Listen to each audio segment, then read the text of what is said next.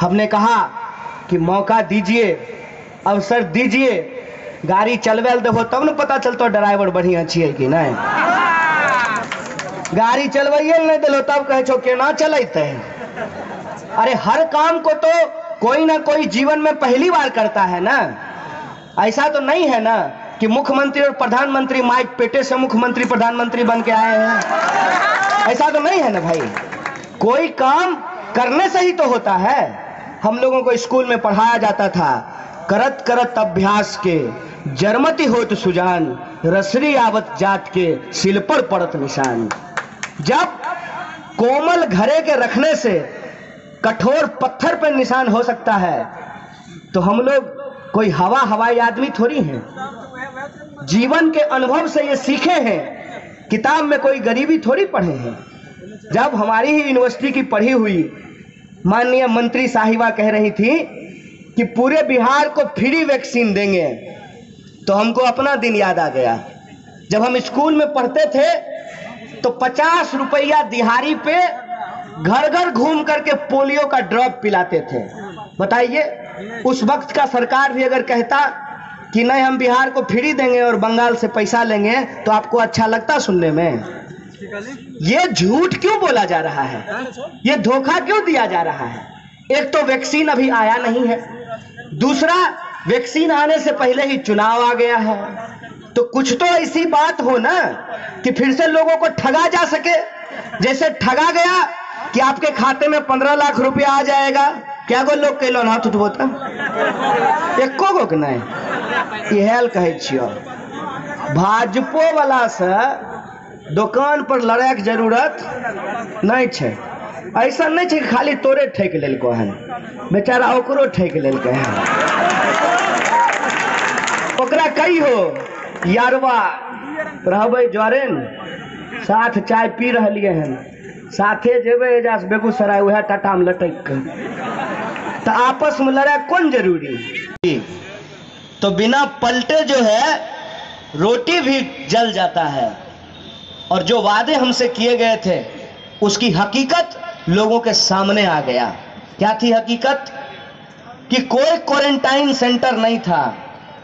सरकार ने कहा कि हमारे पास खिलाने के लिए अनाज नहीं है, आपके पास उड़ाने के लिए हेलीकॉप्टर है, लेकिन खिलाने के लिए अनाज नहीं है। और अस्पतालों की हालत यह थी कि एक बेड पे लाश पड़ी हुई है और दूसरा इंसान जो जिंदा है अपनी जिंदगी और मौत से जूझ रहा है, पानी का बोतल हाथ में पकड़े हुए है। ये तस्वीर आपने देखी थी कि नहीं देखी थी? अब की बार बदलाव जरूरी है और इस बार इसीलिए हमारा संकल्प है कि सीट की संख्या हम नहीं देख रहे हैं, किस पार्टी को कितना सीट मिला।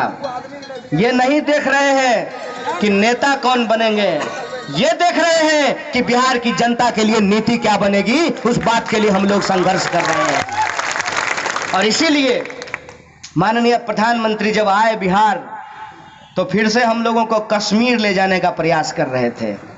ए साहब, कश्मीर से ही तो पैदल चल करके बिहार आए थे जब रोजी रोजगार बंद हो गया तो। और वही पंजाब, हरियाणा, दिल्ली, उत्तर प्रदेश होते हुए बिहार आए थे। उत्तर प्रदेश के मुख्यमंत्री जी आए और बड़ा बड़ा भाषण दे करके गए। एक कहावत है ना, अपन उपाय ने सूरदास को बरतो। अपना राजकाज संभल नहीं रहा है, हम लोगों को आकर के ज्ञान दे रहे हैं। साहब, कान खोल करके सुन लीजिए, ये बिहार की जनता है और बिहार का इतिहास ये है कि हम जब जब आते हैं अपने पर तब तब लोगों के दांत खट्टे करते हैं, उनको छक्के छुड़ाते हैं। बात बोल रहे हैं। डीएम को तो छोड़ दीजिए, एसपी को तो छोड़ दीजिए, डीजीपी को तो छोड़ दीजिए। ऐसा क्यों हुआ है?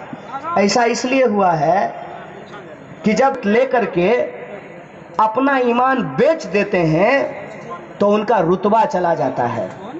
किसी भी लोकतांत्रिक उस दिन ब्यूरोक्रेसी उसका सुनना बंद कर देती है। और यही स्थिति आज जनप्रतिनिधियों को जनता अपने आंख से देख रही है कि कैसे हम वोट देते हैं और चुन करके जब जाता है तो पटना पहुंच करके, दिल्ली पहुंच करके किसी भी संगठन के पास, किसी भी खाते में इतना पैसा नहीं जमा हुआ है कि लाल झंडे के सिपाही के ईमान को खरीद ले। इसीलिए हम आपसे दावा करने के लिए आए हैं कि ये दोहरी चुनौती है। पहली चुनौती ये है कि आपको अपने गुस्से का और अपने जोश का होश से इस्तेमाल करना है, और आपको तब तक आराम नहीं करना है जब तक कि 10 तारीख को परिणाम हमारे पक्ष में नहीं आ जाता है। हम देखे छिए लड़का सबको बड़ा जोश है, मार मोटरसाइकिल हुरहुरैने, एकदम फेसबुक पर लाइव कईने, सेल्फी खिंचैने, बहुत अच्छी बात